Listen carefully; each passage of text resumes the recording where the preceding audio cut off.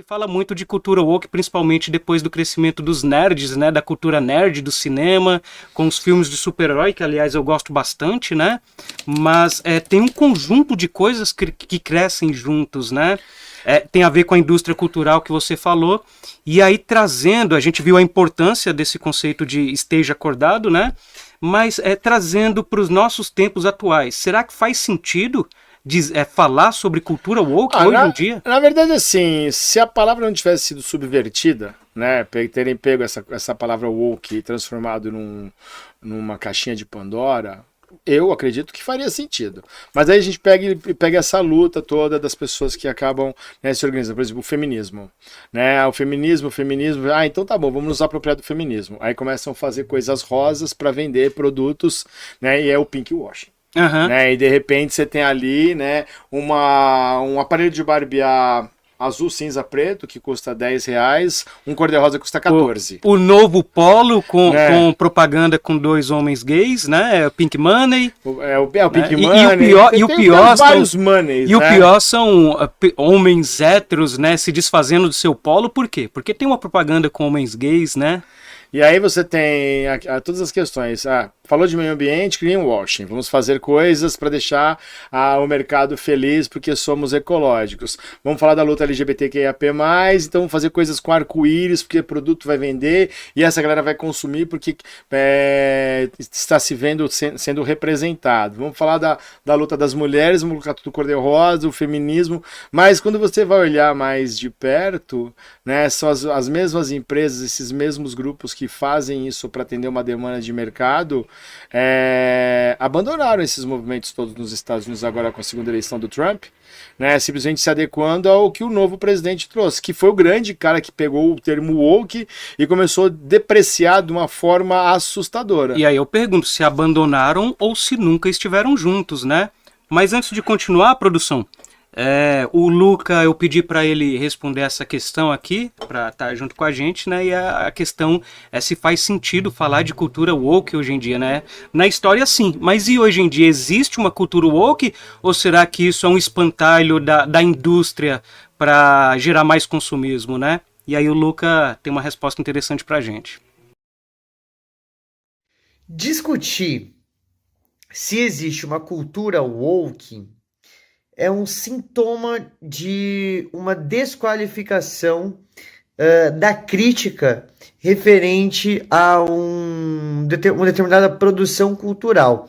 A cultura woke não existe porque, claro, ela passa a existir quando é debatido, mas se a gente levar em conta que tornar representativo minorias sociais, culturais e políticas, né, em obras de arte, se a gente delimitar isso como uma cultura woke, como um problema, talvez o problema não está na cultura, mas sim na forma como a gente compreende aquilo como um problema. Então, para essas pessoas que se incomodam com representatividades, com diversidades étnicas, de gênero nas obras de arte, nas produções culturais, essas pessoas têm um sério problema e elas precisam realmente buscar talvez algum tratamento, talvez refletir melhor, porque é um absurdo alguém que se incomoda com representatividades. Bom, e assim, como o Luca falou, é importante prestar atenção nisso, e o Douglas falou um pouquinho antes da questão do espantalho. É você pegar algo que você pode utilizar de forma política, tornando ali aquela disputa entre A e B, 2 times, e então já que a cultura woke é uma cultura de ficar desperto, de trazer representatividade, e aí começa aquele discurso reacionário do tem que colocar artistas negros em tudo, artistas LGBT em tudo, tem que colocar discussão do meio ambiente em tudo, as mulheres empoderadas em tudo, então isso não está certo, porque isso vai contra os valores da família tradicional, os valores da moralidade ocidental, e isso é uma ameaça à raça, à espécie humana. A galera já começa a viajar na maionese, e a gente pode ver muito isso na indústria cultural mesmo, né? Quando você pega séries de TV, filmes, né? E agora outro dia eu vi uma pessoa falando assim, agora nas novelas, nos programas, só tem pessoas negras e pessoas gays. aí a gente para e pensa, né? Sempre houveram pessoas negras e pessoas gays em todos os lugares.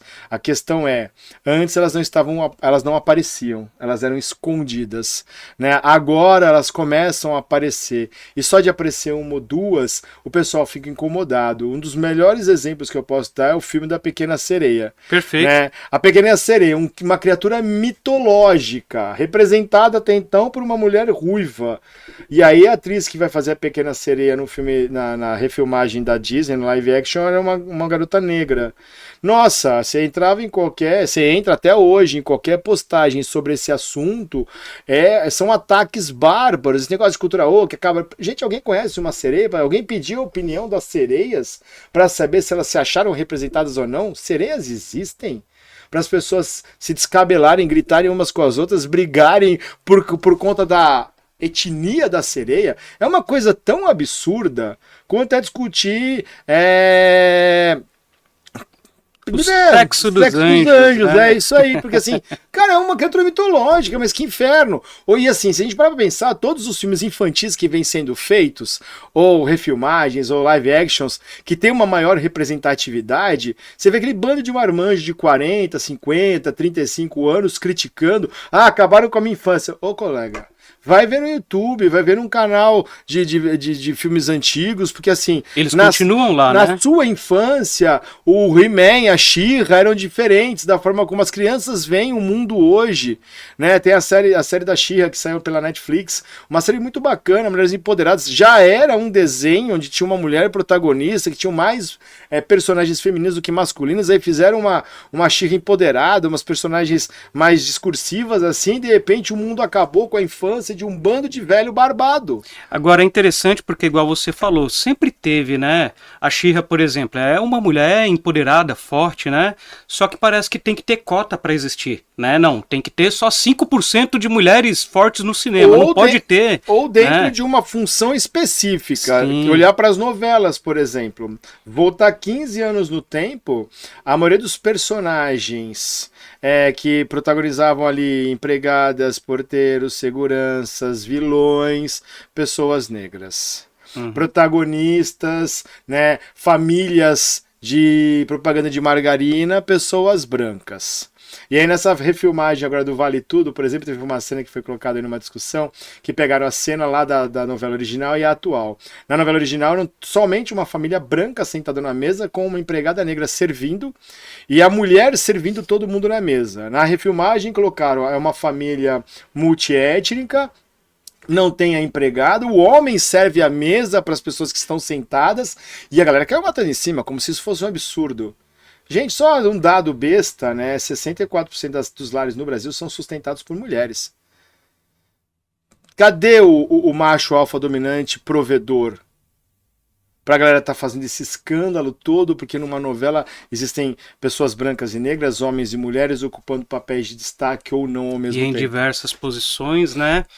E aí a gente pensa, né? Porque assim, existe uma ambiguidade nessa questão, né? Porque ao mesmo tempo que está dando visibilidade para alguns grupos sociais, né? Grupos sociais que sempre existiram, né? E não tinha essa visibilidade, mas ao mesmo tempo, você citou a Pequena Sereia, eu lembrei do filme recente da Branca de Neve, né? Que a Branca de Neve é interpretada por uma mulher latina, né? E aí falaram da estética dela, se ela é bonita, se ela não é. Falaram que a Rainha Má, ela é mais bonita, porque a Gal Gadot, né, ela é mais bonita do que a Branca de Neve. E a Rainha Má no filme ela é bonita. Ela é linda. E outra, a Branca de Neve, a beleza dela nunca teve relacionada ao físico, mas assim ao caráter dela, né? Agora, eu tenho opiniões ambíguas sobre isso, né? Porque, por exemplo, a Pequena Sereia eu não assisti, mas pelas recepções que eu vi, não teve uma boa repercussão no cinema, né? Não foi um filme aplaudido. A Branca de Neve também... Tô falando de coisa que eu não assisti, né? Posso estar errado. Mas também eu ouvi falar mal do filme. E aí eu penso, é legal por um lado, porque tem essa questão da representatividade, mais pessoas estão sendo vistas, né? Mas até onde isso não é uma produção da indústria cultural que esvazia o debate? que ao invés de trazer à tona pra gente debater mais, pra gente pensar mais, na verdade tá esvaziando a pauta. É assim, somos dois homens brancos aqui. Sim. Né? A gente tá falando de questões de feminismo, né? De racismo. Galera, assim, falar mal do filme da Branca de Neve. O que me incomodou no filme da Branca de Neve não foi o fato de ser bonito, ser feio, foi o fato de você ter pessoas pequenas que poderiam atuar como anões e colocarem animações bizarras dizendo que isso impediria, né, comentários, o bullying, tralalá. E você pergunta, e muitas entrevistas foram feitas com atores, né? E os atores assim, pô, a gente tá perdendo emprego, porque estão querendo proteger tanto que estão deixando a gente trabalhar. E sem falar que umas animações feias pra caramba, né? E tem atores competentes. E como você falou, né? Será que isso que foi feito não foi feito só para esvaziar a pauta, o pessoal cair matando, mostrar que ficou ruim, então vamos voltar à receita antiga? Uhum. Né? Não vamos ter mais. Tanto é que várias empresas nos Estados Unidos, por exemplo, abandonaram as políticas de diversidade porque o atual presidente mandou. Né, algumas enfrentam o atual presidente, mas o Trump ele chegou assim, não quero mais saber de diversidade. O cara mandou tirar do site das Forças Armadas a foto do Enola Gay, que é o nome do avião que jogou a bomba nuclear em Hiroshima e era o nome da mãe do piloto. Por aparecer a palavra gay, tem que tirar porque...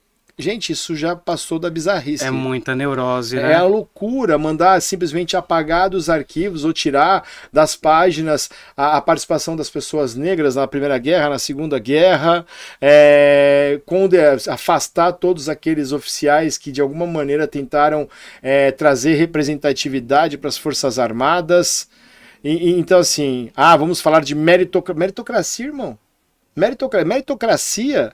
Né, um governo feito de bilionários, a maioria dos bilionários são herdeiros. Como é que a pessoa vai chegar ao sucesso se ela não tem, por exemplo, o que comer? Vem falar de meritocracia, mandar as universidades americanas acabarem com as políticas de cota para estudantes estrangeiros, né? Políticas que são sustentadas ali, que dão a oportunidade das pessoas realmente ter uma chance na vida. E aquele negócio, né? Pessoas capazes, porque não é qualquer um que entra. Né, que é sempre um negócio, essa lacração aí, esse pessoal que fica defendendo isso, essa pauta ou aquela, né? Aí tem mais gente na universidade, lógico que tem mais gente na universidade, e que bom que tem políticas de cota. Cada vez mais. E normalmente quem reclama da política de cota é aquele cara que tinham 100 vagas, ele passou em 475 e vai culpar a cota por ele não ter entrado. E a gente já, não é só piada de internet isso, é uma realidade, já vi gente falando isso. Olha pra pessoa assim, será mesmo que esses neurônios estão funcionando? De certa forma é um medo de perder o privilégio, né? As pessoas que percebem que existe uma pluralidade de ideias que está ganhando forma, e aí o homem hétero branco tem um medo de perder o seu privilégio. O que você acha disso, da questão da... Outro dia eu li uma frase assim, virou crime ser homem branco hétero cristão. Me tornei uma aberração. O que você acha disso?